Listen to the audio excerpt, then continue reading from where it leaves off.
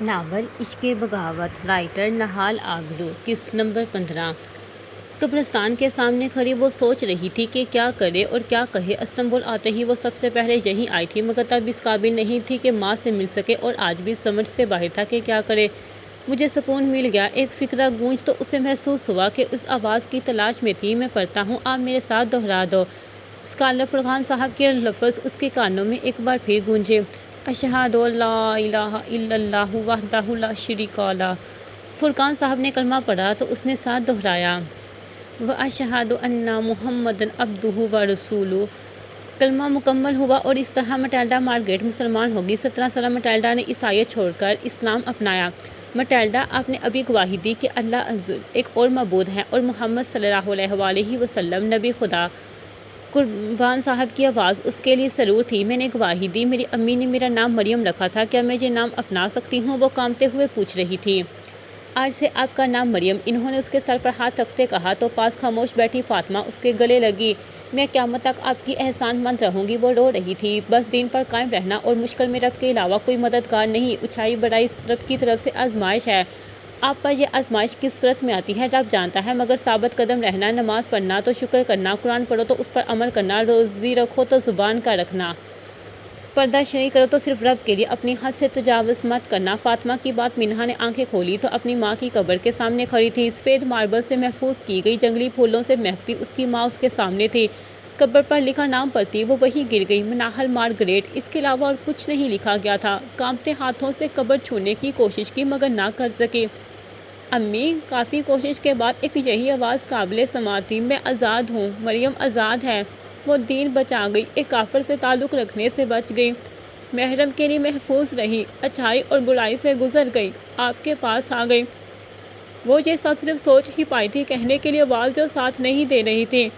17 سال لگے مریم بننے میں، اور اب بھی منہا ہوں میں سرخرو ہوئی۔ اب اس کے ہاتھ اپنی ماں کی قبر پر تھے۔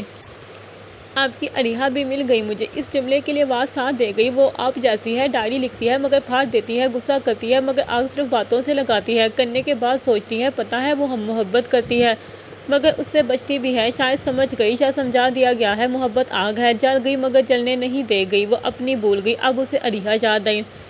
آپ کے ہاشم بابا سے بھی ملی، ان کی محبت نہیں بدلی، آج بھی ویسی ہے مگر محور بدل گیا ہے، اب وہ حاکم کا نہیں اذہان کا دم بھرتے ہیں۔ اس نے ڈائری میں بار بار ان کا ذکر پڑھا تھا، نانی تو اب آپ کے پاس ہیں، باقی پتہ نہیں کون کہاں ہے۔ اب وہ سر ماں کے قدموں میں رکھ گئی، کون ہو اور اس کافر کے لیے کیوں رو رہی ہو؟ اتنے دلخراش جملے پر منہا نے مڑ کر اس عورت کو دیکھا، عیسائی کے بچوں کی ماں تھی وہ، اور دوبارہ بولی تو لگا اسے گالی دی ہو، مگر منہا کچھ نہ بولی، اپنی ماں کو گلے لگائی وہیں لیٹ گئی۔ کوئی بات نہیں، مجھے پتہ ہے۔ وہ قبر کو سہلاتے منہ چھپاتے رو دی مگر ہاتھ ماں کی قبر کو سہلا رہے تھے۔ اچھائی برائی آزمائش ہے، وہ آنکھیں بند کرتی فاطمہ کا فقرہ دہرا رہی تھی۔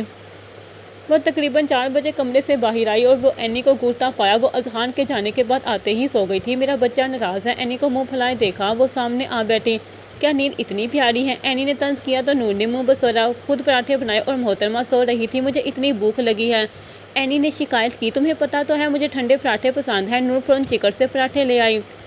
نور، اینی تو بہت کمال کی شیف ہے، پاس سویٹر بنتی مسز حکمت نے کہا تو اینی نے ترتے ہوئے نور کو دیکھا، صرف پراٹھے بنانے ہی آتے ہیں اس کو، نور نے پراٹھا رول کرتے کہا تو اینی نے کشن اس کی طرف پھینک دیا۔ اچھا یاد آیا، قیام صاحب یہ لفافہ دے گئے تھے۔ مسز حکمت کی بات پر دونوں بہنوں نے ایک دوسرے کو دیکھا۔ میرا ٹرمینیشن لیٹر آ گیا؟ نور نے چہکتے لفافہ پکڑا تو اینی نے اس کی خوشی کو دیکھتے افسوس کا اظہار کیا، کیا ہے اس میں؟ نور نے کھولتے بڑبڑایا، اس میں مختلف تصویریں، لیٹر اور ڈاکومنٹس تھے۔ یہ کیا ہے؟ اینی تصویر پکڑتے کہا تو نور اپنی ماں کی تصویر دیکھتے ساکت رہ گئی، اس عورت کو پہچاننے اینی بھی ساکن ہو گئی۔ نور نے فوراً کہا اور باقی کا لفظ دیکھنے لگی، اس میں منہل کی پوری ڈیٹیل تھی، name Minhal Margaret, guardian Aurangzeb Shah, husband Margaret, nationality Turkish American, spouse two daughters Maryam Areeha, current status died, buried at Turkey cemetery. اس نے آگے نور پڑھ ہی نہیں پائی، جس ماں کو وہ ڈھونڈ رہی تھی وہ مر چکی تھی، اور یہ حقیقت تھی۔ اس سے بڑی تکلیف اولاد کے خانے میں 2 بیٹیوں کا نام تھا، اس کی بہن تھی، کون تھی کہاں تھی تو بعد کی بات، اسے آج پتہ چلا کہ اس کی بہن بھی ہے۔ نور نے کاغذ واپس وہیں رکھے اور اینی کو دیکھا، پھپھو۔ اینی نے تصدیق چاہی تو نور نے اسے دیکھا، کیا ہو رہا ہے یہ وہ سمجھ ہی نہیں پائی۔ نور، یہ کیوں کر رہی ہو؟ ابو سے کہا نہیں تھا کہ باز رہو گی؟ اینی کو اس کا منہل کے پیچھے جانا مناسب نہیں لگا۔ کیا ابو جانتے تھے کہ ایک اور بہن ہے میری؟ نور اب تصویروں میں کچھ ڈھونڈ رہی تھی۔ اگر پتہ ہوتا کہ کوئی اور ہے تو وہ بھی ابو کے پاس ہوتی اور اسے چھوڑو۔ اینی نے اس سے ہاتھ لینا چاہا مگر نور اب کہاں رکنے والی تھی۔ بابا کی کال آئی تھی، منہر اور ماما بابا یہاں آ رہے ہیں، ہمیں اس بارے میں سوچنا چاہیے۔ اینی اس کا دھیان بٹانا چاہ رہی تھی تاکہ وہ کوئی جذباتی پن نہ دکھا دے۔ نور نے اسے نظر انداز کیا اور سب سمیٹ کے کمرے میں چلی گئی۔ کیا ہوا بیٹا؟ نور اتنی پریشان کیوں تھی؟ مسز حکمت کے بلانے پر اینی نے انہیں دیکھا اور نام میں سر ہلاتے وہاں سے نکل گئی۔ براک دادا ہیں۔ براک اس کی حالت دیکھ کر پریشان ہوتا۔ حامد سر ہلا گیا، سرخ سوجی آنکھیں، کپ کپاتے جسم، بیٹھی آواز، اب ٹھیک ہو آپی؟ براک ان دونوں کی عادت ہو گئی تھی اس لیے آپی کہتا تھا۔ بتاتی ہوں۔ اسے سامنے ہاشم صاحب نظر آ گئے سو وہ ان کی طرف چل دی۔ کیا ہوا بیٹا؟ ہاشم صاحب بھی اسے دیکھ کر پریشان ہو گئے۔ آپ یہاں بیٹھو، مجھے بات کرنی ہے آپ سے۔ وہ ہاتھ پکڑتی انہیں کرسی پر بٹھاتی خود زمین پر بیٹھ گئی۔ کیا بات ہے بتاؤ، کچھ ہوا ہے؟ ہاشم صاحب کو اس کی حالت دیکھ کر ترس آیا۔ میں میٹلڈا سے دوبارہ مریم بن گئی، وہ سسکی۔ کیا؟ ہاشم صاحب کو لگا اس نے کچھ غلط سنا ہے۔ جوزف مر گیا، میں آزاد ہو گئی، میں اب شرمندہ نہیں ہوں گی جب کوئی مجھے منہا کہے گا۔ منہا ان کے ہاتھ پر اپنا سر ٹکا گئی تو بات سمجھ کر ہاشم صاحب بھی نم آنکھوں سے مسکرا دیے۔ میں مناہل کی بیٹی مسلمان ہوں، میں مارگریٹ کی بیٹی ہوں، یہ میرا قصور نہیں۔ مناہل کا ایک ڈر تو ختم ہوا، اریحا بھی مسلم اور اب مریم بھی۔ وہ خوش تھیں۔ رب پر ایمان رکھنا اور خود پر قابو رکھنا۔ ہاشم صاحب کی نصیحت پر اس نے سر اٹھایا۔ میں جوزف سے شادی کیا معافی مل جائے گی؟ منہا کے سوال پر ہاشم صاحب سوچ میں پڑ گئے۔ کیا اس میں تمہاری مرضی شامل تھی؟ ہاشم صاحب کے سوال پر منہا رو دی۔ نہیں، میں نہیں کی، کوئی شادی نہیں کی۔ وہ اگر بہن کے سر پر گن نہ رکھتا تو میں کبھی سائن نہیں کرتی۔ دادا میں نے اس کا پورا گھر چلا دیا تھا، اسی رات بھاگ گئی۔ 7 سال سے اس گناہ اور خوف کے ساتھ گزارے ہیں۔ ہاشم صاحب نے اس روتے وجود کے درد کو محسوس کیا تھا۔ آج سے 20 سال پہلے مناہل اپنی بیٹی کے ساتھ اسی گود میں روئی تھی اور وہی بیٹی رو رہی تھی۔ اٹھو نماز پڑھو، آتی ہے نا؟ ہاشم صاحب اسے پرسکون کرنا چاہتے تھے۔ فاطمہ نے سکھائی تھی۔ وہ حامد سر ہلاتی اپنے آنسو پونچھتی کھڑی ہو گئی۔ براک آپی کو اندر وضو خانے کے لیے لے جاؤ۔ براک نے حیرت سے ہاشم صاحب کو دیکھا اور پھر منہا کو۔ جی، وہ کہتا خاموشی سے چل دیا۔ اے اللہ ہمیں دین کی سمجھ دے، تو عطا کرنے والا اور پھر اس پر ثابت قدم رکھنے والا ہے۔ لوگوں میں کچھ تجھے پکارتے ہیں اور کچھ تجھ تک جاتے ہیں، جو تجھے پکارتے ہیں ان کی سن اور جو تجھ تک جاتے ہیں ان کے راستے آسان کر۔ ہاشم صاحب کے ذہن میں سحر پر رب کو باعزبا بلند پکارتی نور آئی اور اب نماز کے لیے جاتی منہا۔ کہ خیام یہاں ہے؟ وہ کسی آندھی کی طرح داخل ہوئی تھی۔ آج تو کوئی بھی نہیں تھا یہاں۔ اس ورکر کے جواب پر نور نے اسے گھورا۔ جھوٹ مت بولو، جمان ہے یہاں، مجھے یہ بتاؤ خیام کہاں ہے؟ وہ رو کر شرمندہ ہو گیا تو نور نہ بولنے پر مزید چڑ گئی اور ہال روم کی طرف چل دی۔ میم، وہ رکتا رہ گیا۔ خیام، وہ تیز آواز میں چیختی ہال کے روم کے دروازے پر پہنچی مگر شیشے کے پار ہوتی میٹنگ دیکھ کر قدم رک گئی۔ جمان کسی گروپ کے ساتھ موجود تھا مگر خیام نہیں تھا۔ چند لمحوں کی سوچ کے بعد وہ واپس چل دی۔ نورالعین اپنا نام سن کر مڑی تو حاشر کو سامنے دیکھ کر ایک گہرا سانس لیا۔ دوسری طرف جمان بھی حاشر کو میٹنگ چھوڑ کر باہر آتا دیکھ کر اس کے پیچھے آیا۔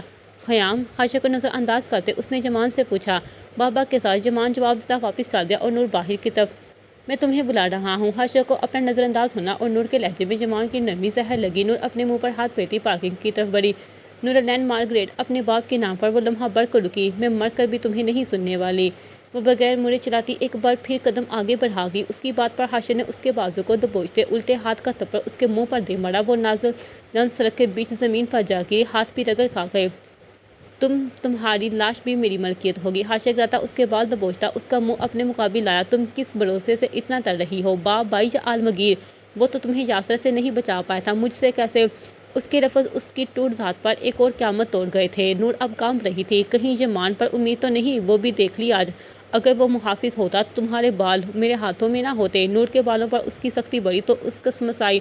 شکر کرو کہ حاشر کو محبت ہوئی طلب نہیں، ورنہ تھپڑ کھانے والا نہیں تھا۔ شکر کرو اور دعا بھی کرو کہ مجھ میں یہ طلب نہ ہی ہو، ورنہ نہ منہل بہانا ہے اور نہ عالمگیر کا لحاظ۔ وہ اپنی باتوں سے اس کا حشر کر گیا تھا۔ نور آنکھیں بند کیے بڑبڑائی تو اس کے چہرے پر موجود نشان اور ہاتھ سے نکلتا خون حاشر کو ہوش میں لایا۔ اس کے بال چھوڑتا وہ دور ہوا اور نور خود میں مزید سمٹ گئی۔ وہ ڈر گئی تھی۔ وہ سچ ہی تو کہہ رہا تھا، یہاں کوئی نہیں تھا۔ بابا! اچانک سے اسے اپنا مہربان باپ یاد آیا۔ نور اٹھو۔ لمحوں کی سوچ کے بعد حاشر نے اس کے کانپتے وجود کو دیکھا اور قریب آیا۔ نہیں، وہ ڈر کر مزید پیچھے ہو گئی۔ کون ہے وہاں؟ کسی کی آواز پر نور رو دی۔ حاشر بھی دور سے کسی کو دیکھ کر وہاں سے نکل گیا۔ کیا ہوا؟ کون تھا؟ وہ آدمی کے پاس آیا تو نور منہ چھپا گئی۔ وہ آدمی وہاں سے نکل گیا۔ چند لمحوں بعد وہ آدمی واپس آیا تو نور کچھ کہے بغیر ٹیکسی کی طرف بڑھ گیا۔ تم خاموش ہو، یہ تو ٹھیک مگر پی بھی نہیں رہے، یہ سمجھ سے باہر ہے۔ دولت نے اذہان کا گلاس سے کھیلتے دیکھا تو پوچھا، جوزف کی ڈیڈ باڈی؟ اذہان نے جواب کی بجائے سوال کیا۔ خیام نے دیکھ لیا، اذہان سر جھکا کے کہا، میں نے ٹھیک کیا، یہی سوچ رہے ہو؟ درک کی بات کی تہ تک پہنچا۔ براق کی کال آئی تھی، خوشی سے اچھل رہا تھا، مبارکباد دے رہا تھا۔ اذہان درک کو دیکھتے بولا، مبارکباد وہ کس چیز کی؟ درک نے سامنے پانی پر پڑتے سورج کی روشنی کو دیکھا جو اب سرخ تھی۔ وہ مبارکباد دے رہا تھا کہ منہا مسلمان ہو گئی، وہ نماز پڑھنے گئی تھی میری دادی کا عبایا پہن کر۔ درک اس مبارکباد پر مسکرایا اور اذہان کی آنکھ سے ایک آنسو گرا۔ دادی کی تسبیح اٹھائی تھی، ایک بات تو دادا خفا ہو گئے تھے، کہنے لگے رب کا نام ورد کرتی تھی، اس پر میں حرام پی کر مت چھوا کروں، اور وہ ان کا لباس استعمال کر چکی ہے آج، مطلب وہ اس لباس کے قابل تھی۔ درک اس کی بات سمجھ گیا۔ وہ ایمان کے درجے میں تم سے آگے ہے تو کہجے اپنا اپنا حساب ہے، تم کیوں سوچ رہے ہو؟ درک نے کہا تو اذہان ہنس دیا۔ سوال یہ ہے کہ وہ مناہل مارگریٹ کی بیٹی ہو گیا، خدیجہ خاتون کے بایا کی حقدار بن گئی اور میں رہ گیا۔ کوئی بات نہیں، میں عمران کا بیٹا ہوں، مگر خدیجہ تو بہت پرہیزگار ہے، دادا کہتے ہیں۔ یہ اذہان کو خود نہیں سمجھتی وہ گلہ کیا کر رہا تھا اور کس سے کر رہا تھا، کن باتوں میں پڑ گیا ہے۔ چھوڑ گلاس کو دیکھ اور سب بھول جا۔ درک بھلا اس کی بات کہاں سمجھ سکتا تھا؟ مناہل کی بیٹی ایمان کے معاملے میں مجھے بتا گئی، اور ویسے بھی کسی قابل نہیں چھوڑا، وہ نماز پڑھنے والی، ایمان والی، اور میں پڑھوں تو پہلے 40 دن کو قبول ہی نہیں۔ اس کا اشارہ شراب کی جانب تھا۔ کیا میں قسمت سے اسے مانگ سکتا ہوں؟ نور صحیح کہتی ہے، کل چھوڑ، آج کا ارادہ کرو۔ اذہان اب اپنی باتوں کا خود ہی جواب دے رہا تھا۔ تم ان بہنوں کے چکر میں پاگل ہو جاؤ گے۔ درک کی بات پر وہ ہنس دیا۔ ہے بھی تو کمال دونوں، ایک اپنی تربیت آپ، دوسری فریحہ بیگم کے غصے سے پروان چڑھی۔ اذہان مسکرایا، تو کیا آپ فریحہ بیگم سے ملو گے یا ابھی بھی خاموش؟ درک اس کی ماں کے ذکر پر ہائپر ہوا، مگر اسی لمحے اس کا خون بج اٹھا۔ کیا ہے یہ اس کا آدمی کی کال تھی، مگر درک نے نوٹ کیا اس کے چہرے کے تاثرات بدل رہے تھے، اس کے چکنا ہو گئے، اور سب کہاں مر گئے تھے؟ وہ غصے سے کانپ گیا۔ نور اب کہاں ہے؟ اس نے درک کو ٹریکر کھولنے کا اشارہ کیا۔ جمان کو چھوڑ، اسے اس کے کوئی غرض نہیں، تم نور کے پیچھے جاؤ۔ وہ کون تھا؟ وہ فون پر بات کر رہا تھا جب درک نے اسے سکرین پر نور کی لوکیشن دکھائی۔ حاشر اسے کیا مسئلہ ہے؟ اور نور کیسے ڈر گئی؟ اذہان اب باہر کی طرف چل دیا اور درک بھی ساتھ بھاگا۔ خیام، نور کو کیا دیا ہے تم نے؟ وہ سمجھ گیا تھا کہ اس کے ہاتھ ایسی کوئی بات لگی ہے کہ اس وقت آفس جا پہنچی تھی، سو اس نے خیام کو کال کر دی۔ کیا تم پاگل ہو؟ وہ لڑکی، اور وہ بھی جذباتی، کیا موت پڑ گئی تھی؟ درک کو یہ تو سمجھ نہیں آئی تھی، مگر اذہان کا رد عمل کافی بھیانک تھا۔ جمان جائے بعد میں، تم کیسے مجھے بتائے بغیر کر سکتے ہو؟ اذہان کا بس نہیں چلا تو فون دیوار میں دے مارا۔ اب کس کا عشق مجھے بار کی نظر کر رہا ہے؟ جمان کی آواز پر مزید تپ گیا۔ میں نہیں، تمہارے عشق میں خیام اپنی عقل کھو بیٹھا ہے۔ درک کو اشارہ کیا تو وہ بات سمجھتا وہاں سے نکل گیا اور جمان سامنے آ بیٹھا۔ کیا کیا ہے اس نے؟ جمان نے بارٹینڈر سے وسکی کا آرڈر دیتے پوچھا۔ تمہیں اس سے کوئی غرض نہیں، تم اپنے کام نمٹانے پر غور کرو۔ اذہان نہیں چاہتا تھا کہ نور کے نام پر وہ چیرے، اسے اچھا نہیں لگتا تھا جب جمان بیزاری کا اظہار کرتا تھا۔ خیام نے کیا کیا ہے؟ جمان نے کہا تو عام لہجے میں تھا، مگر اس کی کلاس پر گرفت دے کر اذہان کو اندازہ ہوا وہ سن کر رہے گا۔ نور کے بارے میں ہے، اذہان کی طرف سے یہ تنبیہ تھی۔ خیام نے کیا کیا ہے؟ چاہے کوئی بھی ہو، جمان اب دوسرے گلاس کو منہ لگا چکا تھا۔ نور کو بتا دیا ہے کہ اس کی ماں مر چکی ہے اور اس کی بہن ہے، تاکہ اپنی پریشانی میں الجھ کر وہ جمان کو بھول جائے۔ اذہان کی بات پر اسے یاد ہے کہ وہ آج کو خیام کو ہی تو ڈھونڈ رہی تھی۔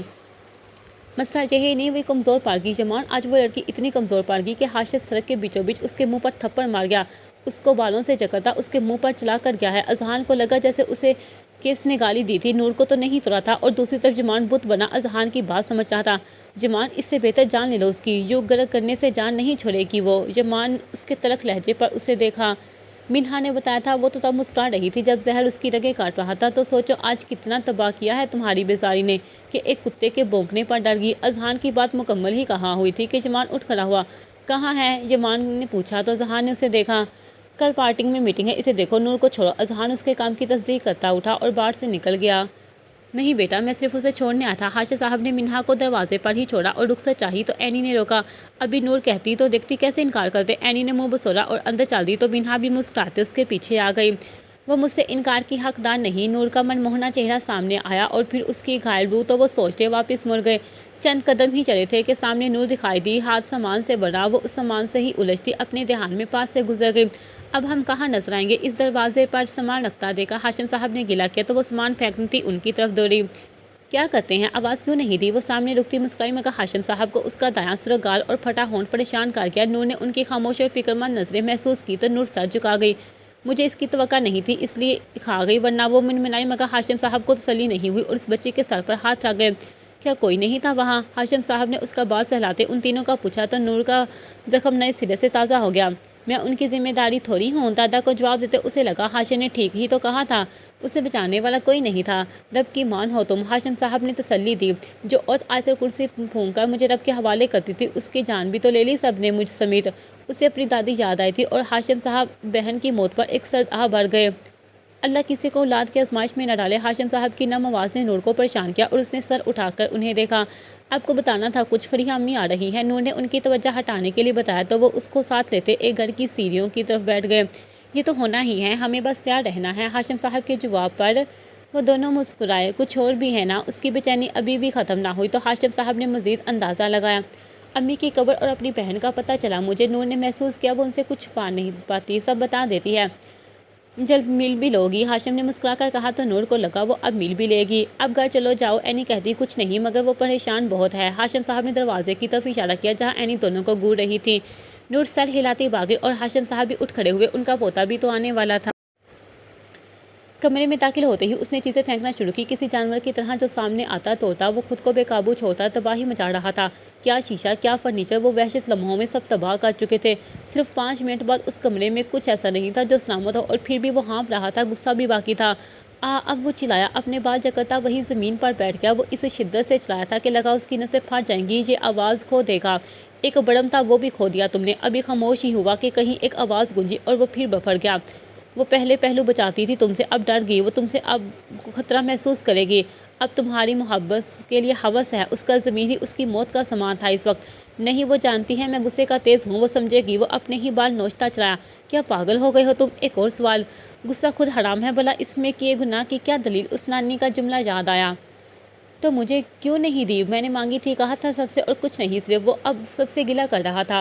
اب تو اسے کسی کا حوالے نہیں کروں گا، اب تو میں خود کو منہل کے حوالے نہیں کروں گا۔ وہ ایک بار پھر چلنے لگا، زمین سے چیزیں اٹھا مزید توڑنے لگا۔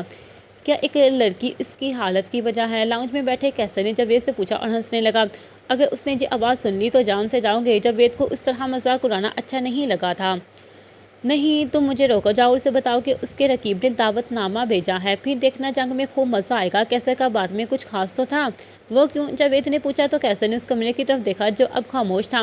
سائفر کی طرف سے باقاعدہ جنگ کا اعلان کرنا ہے اس نے۔ کیسر سگریٹ سلگا کر اٹھ کھڑا ہوا۔ ہاشم، نور کو مار بھی دو تو جمان کو کوئی فرق نہیں پڑے گا، وہ نہیں چاہتا اس لڑکی کو، مگر تم جلد اس لڑکی کی وجہ سے جان جاؤ گے۔ جمان کی موت اس کی ہار ہے، محبت نہیں۔ کیسر چلاتا نکل گیا اور جاوید سر اپنے ہاتھوں پر گرا گیا۔ اینی اور مینہا اس وقت لاؤنج سیٹ کر رہی تھی اور نور لاؤنج کی کھڑکی کے قریب بیٹھی ان دونوں کو دیکھ رہی تھی۔ کھڑکی کا پردہ کسی پرسحر ہوا کے اثر میں تھا، وہ دیکھ تو دونوں کو رہی تھی مگر وجود کسی تکلیف کی ضد میں تھا۔ ماں مر چکی تھی، بہن کا پتہ نہیں تھا، یا حاشے کی بے رحمی اسے تکلیف کس نے دی تھی؟ نومبر کی جما دینے والی سردی میں اس کا وجود جل رہا تھا۔ مینہا کافی دیر سے اس خاموش وجود کو دیکھ رہی تھی مگر خاموش تھی۔ ہونٹ کا زخم تو اینی بھی بانپ گئی تھی مگر سمجھ نہیں آیا کہ پوچھے کیا۔ وہ دونوں نے مووی کا پلان بنا لیا اور اب اسی کی تیاری میں لگی تھی۔ چلو بھی اب، اینی نے اسے بلایا تو اپنے خیالوں سے باہر آئی۔ ابھی زمین پر پاؤں رکھے بھی نہیں تھے کہ دروازے پر ہونے والی دستک نے تینوں کی جان نکال دی۔ کوئی بھی عام رہائش بل کا استعمال کرتا تھا مگر وہ جو کوئی بھی تھا کسی پاگل کی طرح دروازہ پیٹ رہا۔ نور اس شدت کی آواز پر واپس بیٹھ گئی تو مینہا نے دروازے کی طرف قدم بڑھا دیے۔ اینی نے نور چہرے پر ڈر محسوس کیا تو فوراً مینہا کے پیچھے گئی۔ لاک کھلتے ہی دروازہ دیوار سے ٹکرایا اور وہ دندناتا لاؤنج میں داخل ہوا۔ جمان بھائی کیا ہوا ہے؟ مینہا کو اس کا غصہ اور اس طرح اندر آنا پریشان کر گیا۔ جمان نے اسے نظر انداز کیا اور نور کی طرف بڑھا۔ نور وہیں جمی اسے اپنی طرف آتا دیکھ رہی تھی۔ جمان نے کب اس کا ہاتھ پکڑا اور اسے اپنے ساتھ دھکیلا، وہ ساتھ چل دی، پتہ نہیں۔ اینی نے ہاتھ پکڑ کر روکنا چاہا تو مینہا نے روک دیا۔ جمان جس تباہی کے ساتھ آیا تھا اسی طرح اسے اپنے ساتھ لے گیا۔ وہ اس کے ساتھ گلی کے کونے تک آئی مگر لمحے بڑھ کر ہوش میں اسی جگہ جم گئی۔ اس کا اچانک رکنا جمان کو بھی روک گیا۔ ہاتھ چھوڑو، نور کی آواز پر وہ ایک جھٹکے سے مڑا اور اپنے پیچھے ایک قدم کے فاصلے پر کھڑی نور کو دیکھا۔ اسے لگا جیسے بھول گیا ہو کہ وہ یہاں کیسے آیا۔ نور کی نظروں کا تعاقب کیا تو ایک اور جھٹکا لگا۔ وہ نور کا ہاتھ دبوچے کھڑا تھا جو یقیناً اب سرخ ہو چکا تھا۔ وہ ہاتھ چھوڑتا 2 قدم دور ہوا تو نور کے چہرے پر ایک طنزیہ مسکراہٹ تھی۔ آئندہ اس حالت میں میرے سامنے مت آنا ورنہ۔ چند لمحوں کی خاموشی میں جمان کی نظر اس کے پھٹے ہونٹ کی طرف گئی تو کلب میں اذہان کی بات یاد آئی تو بے اختیار اس کا ہاتھ نور کے ہونٹوں کی طرف بڑھ گیا۔ نور اس کی بے اختیار پر مزید تاک گئی تو ہاتھ جھٹک دیا۔ لعنت ایسی بے خودی پر! اس کا ہاتھ جھٹکنا جمان کو ہوش میں لے آیا تو مزید پیچھے ہو گیا۔ دیکھا کیا کروا دیا تمہارے نشے نے، تمہیں بے قابو اور مجھے مجرم۔ جمان آئندہ مت کرنا، نشے تو عشق کا بھی مکروہ ہے اور تم۔ نور اس سے سچ میں خفا ہوئی مگر جمان سب کچھ نظر انداز کرتے اپنی گاڑی کی طرف بھاگ گیا۔ نور کو اس کی سمجھ تو نہ آئی مگر اس کی حالت پر افسوس ضرور ہوا۔ ایک کام سے نشے نے اسے بے اختیار کر دیا اور وہ بھی اتنا۔ وہ اسے گاڑی میں بیٹھتا دیکھ کر واپس مڑ گئی۔ ایک جھٹکے سے دروازہ بند کرتا ایک گہرا سانس لے گیا۔ وہ دونوں ہاتھوں سے اسٹیئرنگ پکڑا تو گاڑی کا ہارن بج اٹھا اور یہ جمان کو دنیا کی ہوش میں لایا۔ کیا کیا ہے؟ کیسے؟ وہ لمحہ بھر پہلے کی بے اختیاری پر مزید بگڑ گیا۔ لعنت تجھ پر! نور کی لعنت یاد آئی تو خود پر لعنت بھیجتا وہ اپنے منہ پر ہاتھ پھیر گیا۔ اسے تھپڑ مارنا چاہیے تھا، اپنا کارنامہ یاد آتا نور کی لعنت بھی معمولی لگی۔ کیا ہو گیا تھا مجھے؟ نشہ کو کبھی بھی حاوی نہیں ہوا تجھ پر۔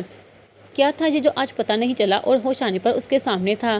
کیا تھا جو اس میں زخم کو چھونا چاہتا تھا؟ ایک بار سب نئے سرے سے یاد آیا تو اسٹیئرنگ پر غصے سے ہاتھ مارتے اس نے سامنے دیکھا۔ کیا ہے وہ محبت جس نے میرے بڑھتے ہاتھ کو جھٹک دیا؟ میری محبت کے سحر کے باوجود بھی اسے میرا لفظ جلا گیا۔ جمان کی نظر اس وقت واپس جاتی نور پر تھی اور اس کے چھوٹے قدم جمان کے لیے عذاب تھے۔ منہا نے بتایا تھا، وہ تب مسکرا رہی تھی جب زہر اس کی جگہ کاٹ رہا تھا، تو سوچو آج کتنا تباہ کیا ہے تمہاری بیزاری نے۔ ایک کتے کے بھونکنے پر ڈر گئی۔ وہ گاڑی کی چابی پر ہاتھ رکھ چکا تھا جب اذہان کے لفظ ذہن میں بازگشت کرنے لگے۔ حاشر اسے اتنا حق کہاں سے مل گیا؟ حاشر کی جرات پر جمان نے اسے سوچا اور یاد آیا کہ حاشر کا لہجہ اس سے بھی کچھ عجیب تھا۔ جب وہ ابھی سوچ ہی رہا تھا کہ ایک فاصلے پر چیختی نور کی آواز اس کے کانوں سے ٹکرائی۔ جمان نے اس کی طرف نہیں دیکھا مگر وہ جانتا تھا کہ نور اسے ہی دیکھ رہی تھی۔ اپنے چہرے پر اس نظروں کی تپش محسوس کر رہا تھا اور سمجھ نہیں آیا کہ اس تپش پر اس کے ہونٹ کیوں مسکرا گئے۔ سفید رنگ اچھا لگتا ہے تم پر؟ جمان کی نظر اپنی سفید شرٹ اور پھر بیک میرر پر گئی۔ وہ تم پر اثر کر رہی ہے۔ اندر مجھے جمان کی آواز پر اس نے میرر گھما دیا اور لمحوں میں گیئر لگاتے گاڑی بھگا گیا۔ آج کا دن کافی لمبا تھا۔ جمان کی گاڑی کو جاتا دیکھ کر نور نے ایک سرد آہ بھری اور اندر بڑھ گئی۔ اذہان 9 بجے کے قریب کمرے سے نکلتے اپنے دادا کے سامنے آ بیٹھا۔ ہاشم صاحب اس کے چہرے پر موجود سوالوں کی بھرمار اور محبت میں جھجک اسے اس وقت اس قدر نرم اور معصوم بنا رہی تھی کہ ہاشم صاحب کو اس پر پیار آ رہا تھا۔ اس کے بکھرے بال سہلاتے ہوئے ہاشم صاحب اسے بولنے پر مجبور کر کے ایک بات بتانی ہے۔ وہ تھوڑا سیدھا ہوا۔ رات کو تیار نہیں تھے اس لیے سو گئے۔ ہاشم صاحب نے بات شروع کی تو وہ تھوڑا پرسکون ہوا۔ جی ساری رات تیاری کی ہے۔ اذہان نے اپنے دادا کے چہرے کی طرف دیکھا۔ اسے حاکم صاحب کی باتیں یاد تھی اور یہی ڈر بھی تھا کہ اگر منہا ان میں سے ایک کو چننا پڑ گیا تو ہوگا کیا؟ کیا کیا ہے آپ نے؟ اذہان آپ لینے پر تھوڑا پریشان ہوا مگر وہ جانتا تھا کہ بات آج ہی کرنی ہے۔ حاکم بابا سے ملتا ہوں میں۔ اذہان کا سر جھکا اور ہاشم صاحب اپنے بیٹے کا نام پر تھوڑا افسردہ ہوئے۔ مجھے اندازہ ہے یہ آوارگی حاکم کی ذات سے ہی تو لی ہے آپ نے۔ اذہان کی آوارگی کا قصوروار حاکم کو بنتے وہ آگے بڑھ گئے۔ ان کے بیٹے سے بھی تو مل چکے ہیں آپ۔ ایک اور انکشاف کرتے اذہان نے کن انکھیوں سے اپنے دادا کو دیکھا۔ ذرا مجھے اندازہ لگانے دو، جمان حاکم وہی حاکم کا بیٹا ہو سکتا ہے اور ہونا بھی اسے ہی چاہیے۔ جمان ان کا پوتا ہے۔ یہ بات انہیں خوش کر گئی اور دوسری طرف ان کا اندازہ لگانا اذہان کو حیران نہیں کر سکا۔ وہ جانتا تھا کہ ہاشم صاحب بہت کچھ جانتے تھے۔ دیکھو بھلا، ایک وقت تھا حاکم کو مناہل سے محبت ہوئی اور مناہل کی بیٹی کو حاکم کا خون غرق کر گیا۔ ہاشم صاحب کو یہ جوڑا اچھا لگا تھا مگر اذہان حیران ہوا۔ انہوں نے سوال نہیں کیا اور جمان کو نور کے لیے چن لیا کیونکہ ان کا پوتا ہے۔ جوزف، اذہان نے کوشش کی مگر اچانک لگا زبان جیسے اکڑ گئی۔ کیا وہ اچھا انسان تھا؟ اس نام پر ہاشم صاحب سمجھ گئے کہ اذہان منہا کے شوہر کے بارے میں بات کرنا چاہتا تھا۔ نہیں، اسمگلر تھا۔ اذہان کے فری جواب پر ہاشم صاحب کو مجوسی ہوئی۔ تو مطلب کل کو کوئی جمان حاکم کا سینہ بھی جیتے تو کوئی بات نہیں، وہ اسمگلر ہے۔ ہاشم صاحب جانتے تھے کہ فکرہ اتنا مشکل تھا مگر یہی فکرہ اذہان کو سمجھا گیا۔ میں نے اس لیے نہیں مارا، رقیب کو مار دیا۔ وہ اقبال جرم کرتا ہاشم صاحب کو دکھی کر گیا۔ اتنا کہ ہاشم صاحب نے ہاتھ میں پکڑی تسبیح میز پر رکھ دی۔ تم ایک انسان کی جان لینے کے بعد میرے پاس آ گئے، مطلب اب میرا ڈر بھی نہیں رہا۔ ہاشم صاحب کو ایک بار پھر حاکم کا چہرہ دکھائی دیا۔ اگر معافی کے لیے قصاص کی بات ہو تو کیا دو گے؟ رقیب کو مار دیا تو کیا یہ ہمت ہے کہ منہا کے سامنے جا اور کہو کہ میں تمہارا امیدوار ہوں؟ ہائے، اذہان ہار گیا۔ عریض نہیں بدل سکا خود کو۔ اب اس سے یہ مت کہنا کہ تمہیں اذہان کہوں۔ اذہان کو تو میں خدیجہ کے لیے بڑا کیا مگر تم اپنے ماں باپ کا خون رہے، میرا خون ہی رہے۔ عریض عمران وہ سر جھکائے اپنے دادا کی بات سن رہا تھا مگر جب انہوں نے عریض پکار تو اسے لگا گالی دی ہو۔ وہ مسلمان ہو گئی اور ایک اور بار اذہان کا سر مزید جھکا گیا۔ مجھے معافی نہیں ملے گی، وہ منمنایا۔ کیا منہا کو بتایا ہے کہ اس کے شوہر کو تم نے مارا ہے؟ ہاشم صاحب کے سوال پر اذہان اپنی مٹھیاں بند کر گیا۔ تو تم اسے منہا کا شوہر ہی نہیں مانتے تو جان کیوں لی؟ تب تو بے قصور کی جان لی ہے۔ اذہان پر ایک اور دفعہ لگی تو اپنے ہاتھ بالوں میں پھیرتا خود کو نارمل کرتا رہ گیا۔ اسی لیے آپ کے پاس آیا تھا۔ براق نے بتایا کہ آپ نے دادی کی تسبیح اسے دی ہے۔ لگا کہ جیسے میں تو منکر ہوں، اسے کیوں؟ وہ بھی اس کی موت پر خوش ہے۔ اذہان اپنے دادا کی ناراضگی پر اسی لڑکی کے بارے میں سوال کر گیا جس کے عشق نے پاگل کر رکھا تھا۔ وہ مظلوم خود پر ظلم کرنے والے ظالم کی موت پر خوش ہوئی ہے، حق ہے اس کا۔ وہ تو سجدہ شکر ادا کرو گئی ابھی، اور تم ایک انسان کو مارنے کے بعد مجھ سے گلہ کرنے آ گئے جس سے تمہارا کوئی واسطہ نہیں تھا۔ کہ کاروبار میں مخالف کا مارنا جائز ہے؟ وہ تمہارا تو کام بھی۔ ہاشم صاحب نے اس کے اور جمان کے کام کی طرف اشارہ کیا۔ دادا، اذہان کے پاس اپنی صفائی پیش کرنے کے لیے اب کچھ بھی نہ تھا۔ اسے کوئی اور ایک دلیل بھی مناسب نہ لگی جو وہ ساری رات بیٹھ کر سوچتا رہا تھا۔ اب جاؤ یہاں سے، جس دن کوئی دلیل ملے آنا اور پھر دوبارہ بات کریں گے۔ ہاشم صاحب نے اس طرح آج کے مذاکرے کا اختتام کیا تو اذہان بھی خاموش کھڑا ہوا۔ جتنا تھا وہ نہیں سنیں گے اور نہ وہ سمجھ پائے گا۔ جمان کو کہو آج رات میرے پاس آئے اور تب تک نہیں آنا جب تک میں نہ بلاؤں۔ وہ مڑ گیا تو ہاشم صاحب کی آواز پر رکتے انہیں سننے لگا۔ اور ایک بات اور، نور کو کچھ بھی پتہ نہ چلے اب یہ تنبیہ تھی۔ اذہان نے ہاں میں سر ہلایا اور وہاں سے نکل گیا۔ لو ایک کام ہو گیا۔ یونیورسٹی کے مین گیٹ پر فارم اینی کا ہاتھ میں دیتے نور نے اپنے ہاتھ جھاڑے تو اینی نے ایکسائٹمنٹ میں اپنا فارم چیک کیا۔ سچ کہوں تو مجھے لگا تھا تم بزنس نہیں پڑھو گی، نور نے پار کی ایک کار سے ٹیک لگاتے کہا تو اینی مسکرائی۔ اے رک لڑکی، تمہارے دماغ میں کیا چل رہا ہے؟ مطلب کچھ سوچ کر رہی ہو؟ نور نے گڑا تو اینی نے ایک مطمئن نظر سے اسے دیکھا۔ 20 سال کی عمر میں طلاق نامہ ہاتھ میں لیا ہے، معاف تو نہیں کروں گی تم اور رنگ اینڈ آرم ٹیکسٹائل میں اس لیے جا سکی کہ مارگریٹ ہو، میں تو نہیں۔ میں اس ٹیکسٹائل کی بنیادیں ہلا کر رکھ دوں گی، یاسر اور حاشر دونوں کو ان کی اوقات یاد کرواؤں گی، اینی نے اسے دیکھتے کہا تو نور ایک سخت نظر اس پر ڈالی۔ کیا کچھ ایسا سوچ رہی ہو؟ نور نے ایک اور دوبارہ پوچھا۔ یہ یہاں کیا کر رہا ہے؟ اینی نے جواب دینے کی بجائے سامنے دیکھتے منہ چڑھایا۔ تم مجھے جواب دو، نور نے اس کی طرف دیکھنے کی بجائے اسے ڈانٹ کر پوچھا۔ بابا رہی ہیں 3 دن بعد تب بتاؤں گی، اینی نے اسے بتاتے سامنے گھورا تو نور نے بھی اس کی طرف دیکھتے سخت لہجہ کر لیا۔ تم یہاں؟ نور کے لہجے پر وہ بھی حیران ہوا۔ کوئی نیا کارنامہ سر انجام دینا ہوگا، نور کی بات کا جواب اینی نے دیا۔ تم دونوں چیز کیا ہو؟ کوئی شک نہیں مجھے بھی آپ کی بہن سے بات کرنے کا، سر کو درد لگا دیتی ہے، مگر یہ محترم ہی ہیں جنہوں نے کل سے مجھے مفلوج قرار دے رکھا ہے۔ خیام نے اپنا موبائل جیب میں رکھتے کہا تو دونوں نے اسے گھورا۔ کیسے پتہ میں یہاں ہوں؟ نور نے بات شروع کی۔ سچ بتاؤں خیام کے انداز میں کچھ عجیب تھا، جبکہ اینی خیام کو مسلسل گھور رہی تھی جیسے جان سے مار ڈالے گی۔ اب میں کوئی وانٹڈ تو ہوں نہیں اور تم کوئی عام انسان بھی نہیں، سو نور نے اینی کی کمر تھپتھپاتے کہا جو خیام کو گھور رہی تھی۔ یمان نے میں کیا مجھے یمان کے نام پر نور کو کل رات یاد آیا، وہ کیسے اور کس حالت میں اس کے پاس تھا؟ مجھے تو لگا کل رات کے بعد دیکھنا تو دور وہ میرے نام سے بھی مکر جائے گا اور وہ میری خبر گیری کر رہا ہے۔ نور نے سوچتے دونوں کو دیکھا جو ایک دوسرے کو گھورنے کے مقابلے میں مصروف تھے۔ کیسے مل ہو سب خبریں؟ نور نے اپنا سوال پوچھا تو اینی کا چہرہ مزید سرخ ہو گیا۔ انہیں کیا کہیں کوئی آوارہ کام آیا ہوگا؟ خیام کو بولنے سے پہلے اینی نے ٹوکا۔ مسکرات العین المگیر، خیام جانتا تھا کہ وہ اس بات کو کیا سانس بھی نہیں لینے دے گی، سوائے سخت لہجے سے پکارتا۔ چند قدم اس کی طرف بڑھا۔ نور جانتی تھی کہ خیام کس طرح کا مرد ہے، اس لیے وہ مطمئن تھی۔ آپ اب اگر ایک بار بھی بولے تو؟ خیام نے اس سے زیادہ اینی کو کچھ نہیں کہا، مگر وہ چھوٹی سی لڑکی اس کی آواز سے ہی ڈر گئی اور منہ موڑے ارد گرد دیکھنے لگی۔ آپ کو چاہیے تھا، میں نے دیا اور میں اپنا کام مکمل کرتا ہوں۔ نور کے لیے بھی خیام کا یہی جواب تھا۔ کیا مارگریٹ کے بارے میں کچھ ہے جو تمہیں پتا ہو؟ باپ کا نام لیتے نور کو کچھ ہوا ضرور، مگر ظاہر نہ کیا۔ ڈیتھ ہو چکی ہے اس کی بھی، 7 سال ہو گئے۔ یہ مدت اس نے جان کر بتائی تھی، شاید اسے کچھ اندازہ ہو جائے، مگر وہ ایک اور اثر لے گی کہ اس کا باپ بھی مر چکا ہے۔ اگر تم میرا ایک کام کرو تو یاسر کے بارے میں میرے پاس کچھ خبر ہے۔ خیام کی اس بات پر نور کیا کہتی، اینی ضرور بوکھلا گئی، اس کی سانس ضرور بے ترتیب ہوئی تھی۔ سودا کیوں؟ نور قدم بڑھاتی اینی کے بعد سہرانے لگی تو خیام کی نظر بھی اینی کی پشت پر بکھرے بالوں پر رکی۔ ہاشم صاحب کے گھر جاؤ آج بس اتنا، خیام نے اپنی نظریں قابو میں لاتے نور کو دیکھتے کہا تو اینی نے مڑ کر اسے دیکھا۔ ٹھیک تو تم یاسر کو مار دو، نور نے قبول کرتے اتنے آرام سے کہا کوئی بھی اسے مذاق سمجھتا، مگر خیام اس کے لہجے کی سنجیدگی میں شش پنچ میں پڑ گیا، جبکہ اینی نے اسے شکایتی نظروں سے دیکھا۔ نورالعین کیا کہا بھی تم نے؟ خیام نے درستگی چاہی، اسے مار دو جان سے، لاش کی تصویر بھی حاشر کو بھیج دینا۔ اینی نے اسے کندھے سے پکڑتے ہوئے ہوش میں لانا چاہا، جبکہ اس کی آنکھوں میں اس مرد کے لیے نفرت دیکھ کر خیام کو اپنی غلطی کا احساس ہوا۔ حاشر کیوں آیا تھا کل اور آفس کے باہر کیا ہوا تھا؟ خیام نے فوراً سوال بدلا تو نور ایک طنزیہ مسکراہٹ کے ساتھ مڑ گئی۔ میں دادا کے پاس جاؤں گی اینو، آ جاؤ تمہیں گھر چھوڑ دو۔ نور آرام سے قدم اٹھاتی گیٹ کی طرف چل دی۔ کتنا آسان ہے نا اسے ادھیر کر کے رکھ دینا، اور کتنے آرام سے اسے اپنے فائدے کے لیے اس کھیل کا حصہ بنا لینا۔ میں نہیں جانتی تم نے کیوں کیا، نور سے کیا چاہتے ہو، جوان سے اس کی محبت کو کیش کیوں کر رہے ہو، مگر ایک بات سمجھ گئی ہوں، مرد شوہر ہو، باپ ہو، بھائی ہو یا محبوب، عورت کے لیے صرف امتحان ہے۔ اینی کا فکرہ خیام کے لیے ایک تھپڑ تھا۔ وہ اعتبار کرتی ہے آج جب میری طرف آئی تو پتہ چلا اور تم اسے استعمال کرتے ہو۔ جب تم نے یاسر کا نام لیا تو یہ یقین ہو گیا۔ اینی کی آنکھ سے ایک آنسو گرا تو خیام شرمندہ ہوا، مگر ہائی یہ مردانگی ظاہر نہیں کیا۔ اسے اپنی ماں سے عشق ہے، مگر انہیں کہہ نہیں سکی۔ میری ماں کی نظروں میں اپنے لیے ذرا سے ہمدردی دیکھنے کے لیے داغدار ہو گئی، اور اب یمان کے عشق میں تمہارے ہاتھوں استعمال ہو رہی ہے۔ آج دل چاہ رہا ہے میں اس کی قسمت پر نوحہ کروں۔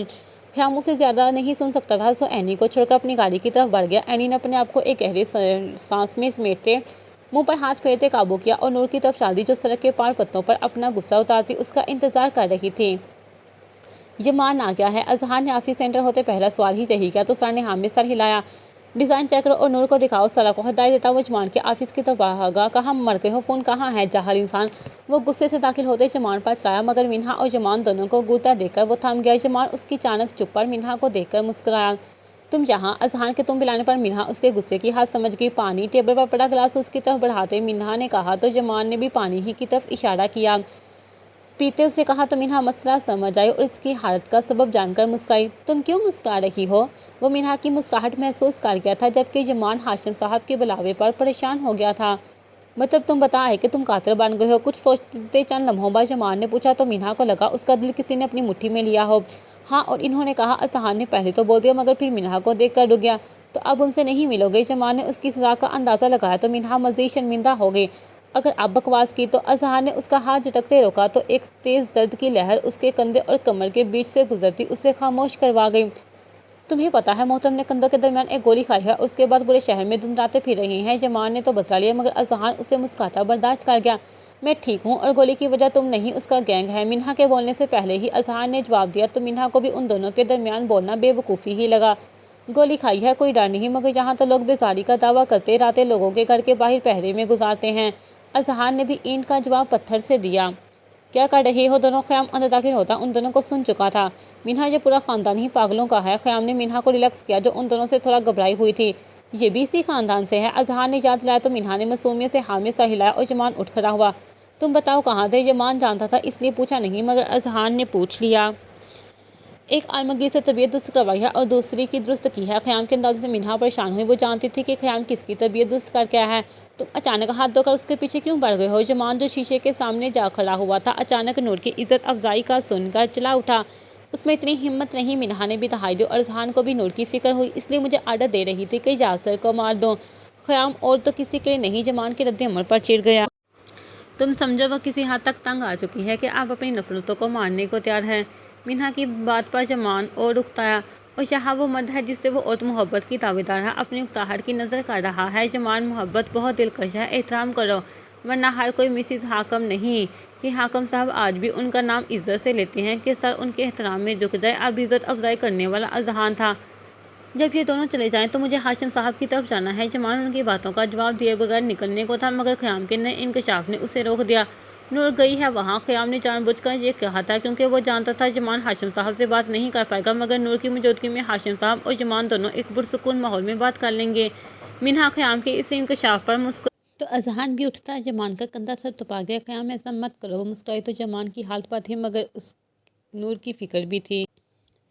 کچھ چیزیں واضح ہیں منہا، اس طرح جمان کے نور کا ہونا بھی واضح ہے۔ میں نے دیکھا نور کی آنکھوں میں جب وہ کہتی ہے کہ وہ جمان سے محبت کرتی ہے تو وہ یہ بات اس کی روح کہتی ہے۔ محبت اسے نہیں، محبت اسے نوازی گئی ہے، اور نوازی گئی محبتوں میں تم اور میں کوئی اہمیت نہیں رکھتے۔ خیام میں منہا کو ذرا سنجیدہ ہو کر کہا تو اذہان نے اسے دیکھا۔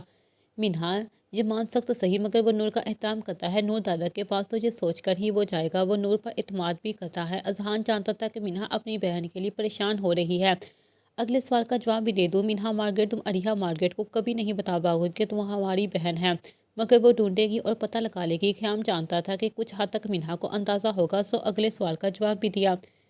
وہ مضبوط ہے مگر خیام اگر وہ ٹوٹی تو ٹکڑوں میں بکھرے گی۔ منہا کو اس کی حال یاد آئی جب وہ کل رات گھر آئی تھی۔ تم دونوں اپنے اپنے حصے کا کفارہ ادا کر کے یہاں آئی ہو، اب کہانی کے ٹکڑے جڑنے کا وقت ہے۔ منہل مارگریٹ کی تباہی سے فریحہ اورنگزیب کے اجڑنے تک، فرقان ہاشم کے روپوش ہونے سے جمان حاکم کے سامنے آنے تک، تم ترکی آئی تو حاکم صاحب بھی یہیں آ رکے۔ نور دربدر ہوئی تو یہاں پہنچی، اور اب میری ماں اذہان نے اسے سمجھاتا آنے والے وقت کے لیے تیار کر رہا تھا تو کچھ حد تک وہ بھی اذہان کی بات سمجھ گئی۔ فریحہ خاتون وہ ایسے یہاں نہیں آئیں گی، وہ بدلے کی آگ میں جل رہی ہیں، ان کا آنا ایک امتحان ہوگا۔ خیام نے اپنا خیال سامنے رکھا۔ مجھے نہیں پتا آگے کیا ہوگا اور مجھے کچھ نہیں چاہیے، مگر اگر فریحہ خاتون کا بدلہ ہماری سزا سے زیادہ سخت ہوا تو فریحہ کی نفرت کا ہاتھ سن کر منہا کانپ گئی تھی۔ آج پہلی بار اسے احساس ہوا تھا کہ کسی کو کھو دینے کا ڈر کتنا شدید ہے۔ اذہان اگر فریحہ کی نفرت کا نظر ہو گیا تو اذہان اپنے چہرے پر اس کی نظروں کی تپش محسوس کرتا اس کی طرف مڑا تو وہ سر جھکا گئی۔ اذہان کی محبت کسی کے بس میں نہیں منہا مارگریٹ۔ اذہان کی آواز اور اس کے لہجے میں موجود فخر منہا کا جیسے جان دے گیا۔ وہ نہ تو بولی اور نہ اس کی طرف دیکھا، مگر یہ احساس ہی بہت تھا کہ کوئی اس کی سانس آسان کر گیا ہے۔ مگر اس وقت اذہان ہاشم اب جگہ و دیگرے بہت سے لوگوں کے نشانے پر ہو۔ منہا کو شیڈو جانتے ہیں، جوزف کے حوالے سے بھی اور جان کی وجہ سے بھی، اب تم سے بے خبر بھی نہیں۔ خیام نے ایک اور نکات نکالا تو اذہان سوچ میں پڑ گیا۔ خیام نے آج کی بحث کچھ باتوں کو کلیئر کرنے کے لیے شروع کی تھی، مگر اب اس وقت جواب ایک بات کا نہ مل پایا، صرف سوال ہی اکٹھے ہوئے۔ وہ سب کسی لہر کے سپرد مچھلی کی طرح وقت کے ساتھ چل رہے تھے، ارادے، کوشش اور سوچ کچھ بھی ان کے مطابق نہیں تھی۔ تیسری بار پر نور نے دروازہ کھولا تو سامنے موجود ہستی کو دیکھ کر سوچ میں پڑ گئی، اور دوسری طرف جمال اسے دیکھ کر نظریں چرا گیا۔ نظریں تو یوں چرا گئے جیسے خیانت کر کے آئے ہو۔ اتنی واضح آواز اور الفاظ پر جمال نے اپنے کندھے تک آتی اس لڑکی کو دیکھا جو اس وقت ڈھیلے جوڑے میں قید بالوں اور نیلے فراق میں اپنی عمر سے کافی چھوٹی لگ رہی تھی۔ دادا کہاں ہیں؟ اب بلا اس کے سوال کا کیا جواب دیتا؟ ہاشم صاحب کا پوچھنا ہی بہتر سمجھا۔ ہاشم دادا، جس شاہکار کا آپ کو انتظار تھا دروازے پر کھڑا بڑے حق سے آپ کے بارے میں پوچھ رہا ہے۔ نور نے بھی اسے جواب دینے کی بجائے ہاشم صاحب کو اطلاع دی۔ آج جمان حاکم بھی ایک موقع ہے، آپ کے پاس جائیں اور بیٹھے گھر دیکھیں اور سانس لے، ابھی آئیں گے تو وہ بات کریں گے۔ جمان اسے وہیں چھوڑا اندر بڑھا تو نور بھی اس کے ساتھ پیچھے ہو لی۔ وہ بات کرتے ہیں تو میری بھی جان نکلتی ہے، ایسے سوال کرتے ہیں، اب میں تو ان کی قرض دار نہیں، تو میری یہ حالت آپ کھاتا کلیئر کرنے والے ہیں۔ نور نے اس کی نظر اندازی کا بدلہ لیا۔ تم ان کا خون نہیں مگر میں ہوں، مجھے مت بتاؤ۔ جمان نے جواب تو دیا مگر فکر مکمل ہونے سے پہلے ہی اندازہ ہوا کہ غلط کر گیا تو اپنی آنکھیں میچ گیا۔ کوئی نہیں جمان حاکم، تم تو حق رکھتے ہو، وہ کہتی سامنے کمرے میں چل دی تو جمان بے چین ہوا مگر آواز دینے یا کسی قسم کے رد عمل سے پہلے ہاشم صاحب کمرے میں داخل ہوئے۔ نور کی نظروں کے سامنے جو چلے جانے سے بوکھلایا جمان ہاشم صاحب کو دیکھتا لمحوں میں ان کے گلے جا لگا۔ ہاشم صاحب تو پہلے ہی اسی طرف میں تھے، اس کی حرکت پر مسکرا گئے۔ اپنے باپ پڑ گئے ہو، اسے بھی جب کچھ سمجھ نہیں آتا تو میرے گلے لگ جاتا تھا، اور دیکھو کم وقت میں آج بھی نرم پڑ گیا۔ ہاشم صاحب نے اس کے بعد سہلائے تو جمان واپس ہٹتا ان کے ہاتھ کو بوسہ دے گیا۔ اللہ مجھے تم سے کسی کا غم نہ دکھائے، یہ دعا دیتے ہاشم صاحب کی آنکھیں بھیگ گئی اور وہ قدم بڑھاتے صوفے پر جا بیٹھے۔ جمان بھی خاموش ان کے سامنے صوفے پر بیٹھا مگر نظریں اس کمرے کی طرف اٹھی جہاں نور گئی تھی۔ وہ تم سے ناراض تو کیا، لا علمی بھی نہیں برت سکتی، ابھی آ جائے گی۔ جمان کی نظروں کا جواب دیا تو جمان سیدھا ہوا۔ آپ نے مجھے بلایا تھا؟ جمان کو اس وقت ہی سوال مناسب لگا، سب پوچھ لیا۔ دیکھنا چاہتا تھا حاکم کے بیٹے ہو یا دانیہ کے؟ ہاشم صاحب نے بہت پیار سے اپنی بہو کا نام لیا تو جمان مسکرایا۔ میری امی سے ملے ہیں آپ؟ اپنی ماں کا ذکر اسے مان بنا گیا تھا۔ جب تم پیدا ہوئے تھے تب میں آتا تھا، دانیہ اکثر واقع بہانے مجھے ملانے آتی تھی، میں اس سے ہی نہیں تم سے بھی پہلے مل چکا ہوں۔ ہاشم صاحب نے ایک انکشاف کیا، تو مجھے پہچانا کیوں نہیں؟ ایک اگلا اچانک زمان کی زبان سے پھسلا۔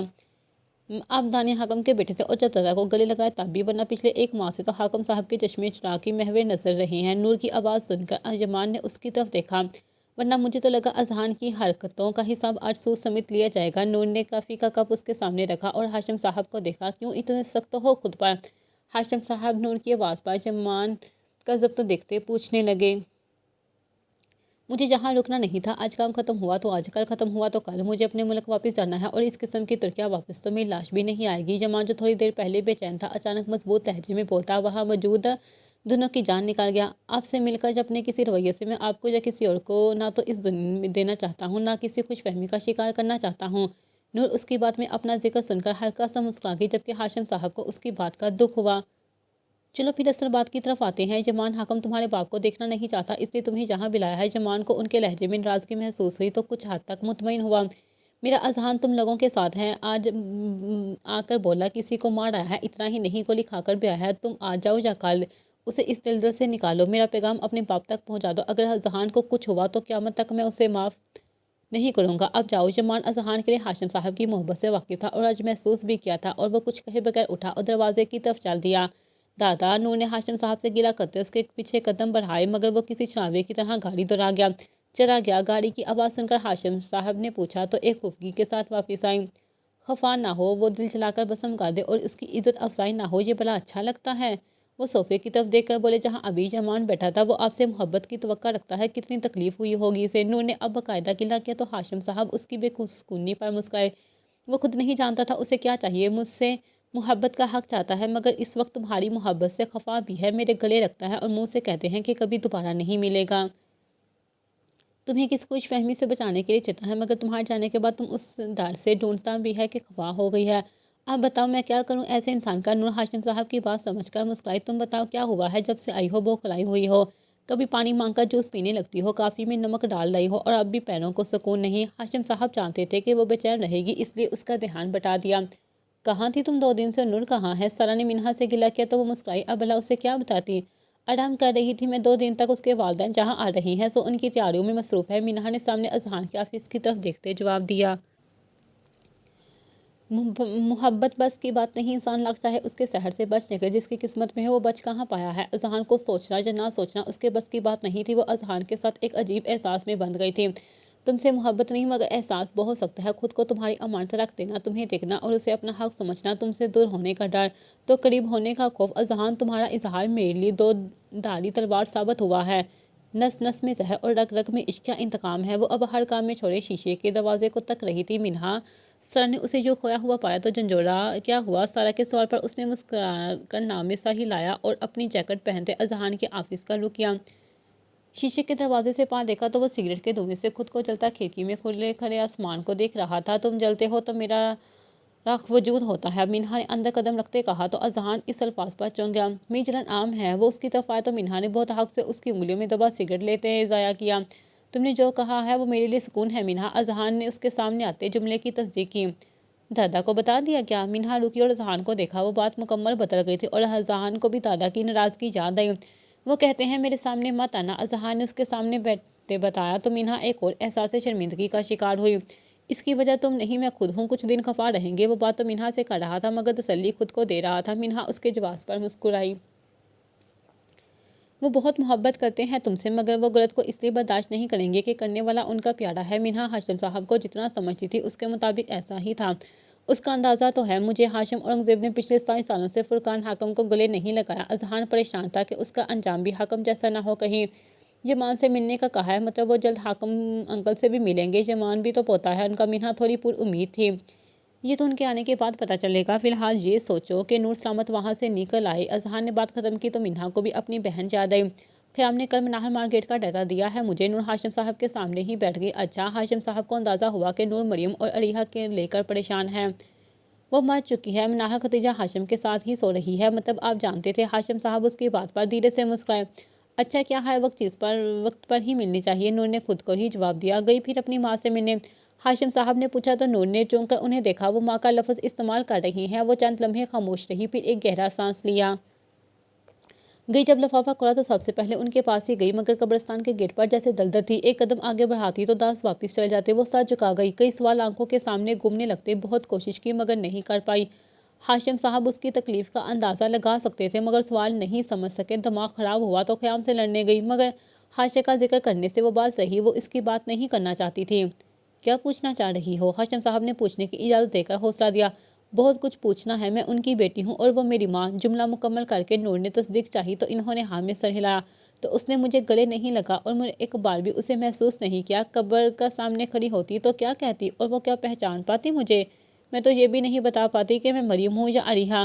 اس کا سوال ایسا تھا کہ ہاشم کو اس کی طرف کا راز کھل گیا۔ وہ ماں اور تم بیٹی، اس کے لیے کوئی احساس ہونا ضروری نہیں۔ تم جاتی تو وہ تمہاری خوشبو سے ہی طرف جاتی، وہ پہچان جاتی کہ اس کی علیحہ سامنے ہے۔ ہاشم صاحب نے پیار سے اس لڑکی کے بال سہلائے۔ میں نے اس عورت کو تصویر میں دیکھا تھا، تب میری دادی نے کہا کہ یہ پھوپھی ہے میری جس کے جیسا دیکھنے کی سزا ملتی ہے۔ یہ پہلا تعارف تھا، پھر ہر تعارف پر قدم پر کروایا گیا۔ اب نور ڈھیلی پڑ رہی تھی۔ لوگوں اتنی اپنائی سے تو اپنے بچے نہیں پالتے، کیسے سب نے میری ماں کے لیے نفرت پالی ہے۔ اتنا بار تو رب کو یاد نہیں کیا ہوگا ان سب نے جتنی دفعہ مجھے یاد کروا کے مناہر مرتد ہے۔ کہے گئے الفاظ کسی تیز تر آلہ سے زیادہ زخمی کرتے ہیں۔ اس کا مرتد ہونا یا رب کو ناراض کرنا اس کا اور رب کا معاملہ ہے، تم میں جب کوئی بھی اس میں دخل انداز نہیں کر سکتا۔ ہاشم صاحب کی وضاحت پر وہ مسکرائی۔ مجھے کوئی فکر نہیں ہوتی اگر صرف حقوق الہی کو بات ہوتی۔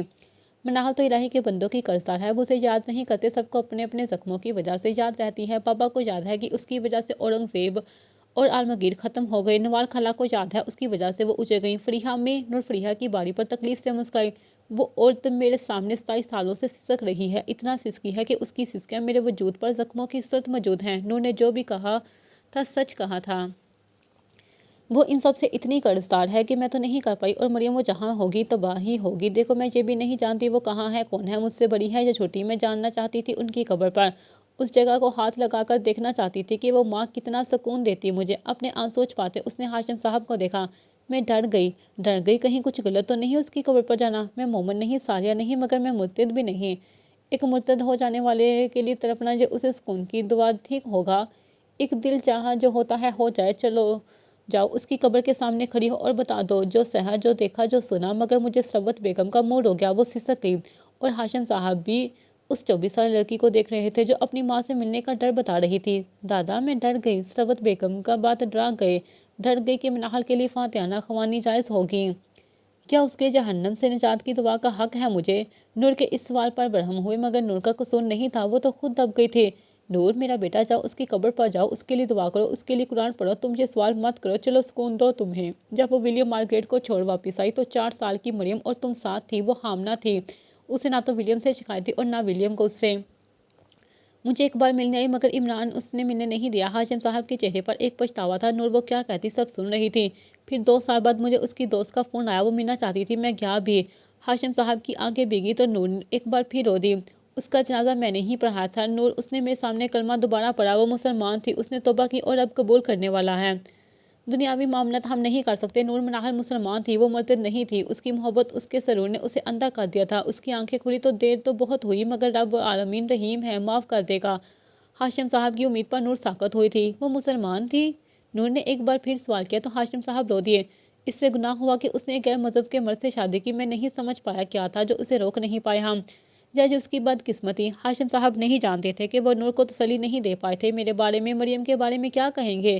نور کا یہ سوال ایسا تھا کہ جواب دونوں جانتے تھے۔ نور، وہ ہاشم صاحب کی آواز میں ارتعاش محسوس کر کے کام گئی، رہنے دیں، جو حقیقت ہے وہ نہ آپ کہہ سکیں گے اور نہ میں سن سکوں گی۔ نور نے مسکراتے اپنی شرمندگی، اپنے آنسوں کی صورت بہا دی۔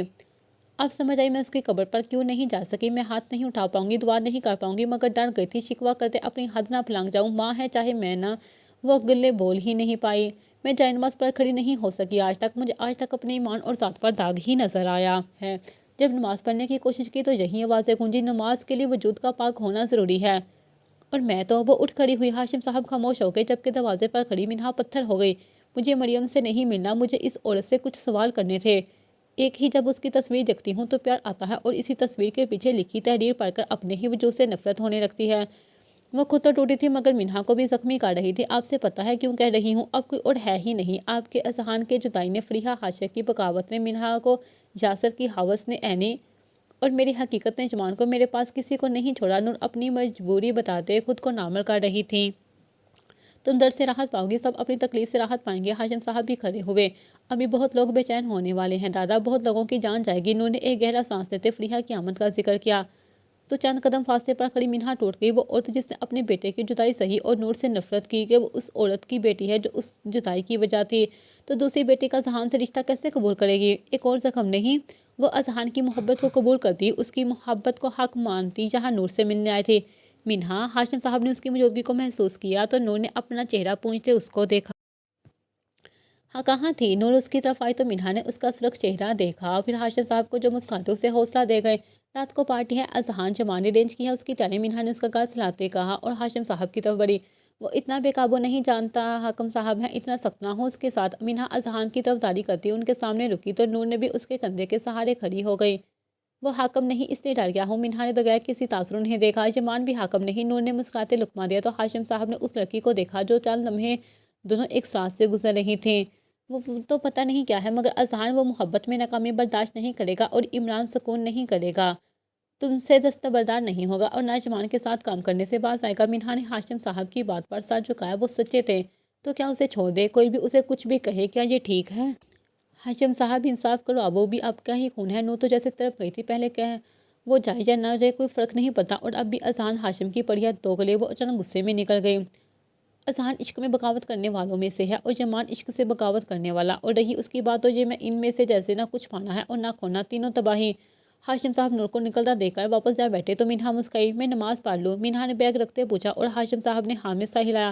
نور کے لیے دعا کرنا۔ کمرے کی طرف جاتی منہا ہاشم صاحب کی آواز پر رکی، یہی کہ وہ بھی جائے نماز پر کھڑی ہو سکے، اس کا وجود اندھے کنویں سے باہر جائے۔ منہا سمجھتے خاموشی سے کمرے میں داخل ہو گئی، جبکہ وہ اس کی جگہ کو دیکھنے لگے جہاں تھوڑی دیر پہلے نور بیٹھی گلہ کر رہی تھی۔ جاری ہے۔